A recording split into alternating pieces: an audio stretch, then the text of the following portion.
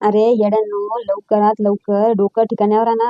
लक्षात घ्या, बुद्धी जागेवर आणा आणि विचार करा थोडासा.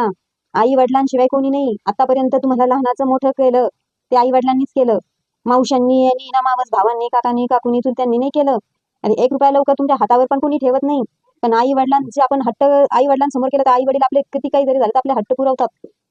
आणि तुम्ही ना ह्या निगेटिव्ह आणि ह्या जडकुट्या लोकांच्या नादी लागून स्वतःचं नुकसान करून घेऊ नका.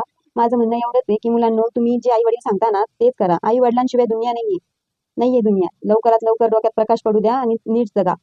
हा माझा मेसेज आहे ना ज्या मुला मुलींना आणि बऱ्याचशा अशा काही लोकांना की जे म्हणतात ना आमच्या आई वडिलांनी सपोर्ट केला नाही. अरे तुमच्या आई वडिलांनी तुम्हाला दुनिया दाखवली, अजून काय सपोर्ट पाहिजे तुम्हाला तुमच्या आई वडिलांकडून? पण तुम्ही जर अशा चुकीच्या लोकांचं ऐकून स्वतःच्या आयुष्याचं, स्वतःच्या लाईफचं बरबादी करून घेशाल आणि परत वर तोंड करून म्हणशाल की ना आमच्याच आई वडिलांनी आम्हाला सपोर्ट केला नाही.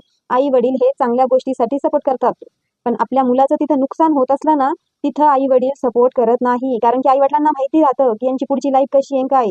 आणि आई वडिलांना असं वाटतं की आपल्या मुलांना चांगलीच लाईफ मिळाली पाहिजे. म्हणून तुम्ही हा मेसेज पाठवा आणि नक्की शेअर करा.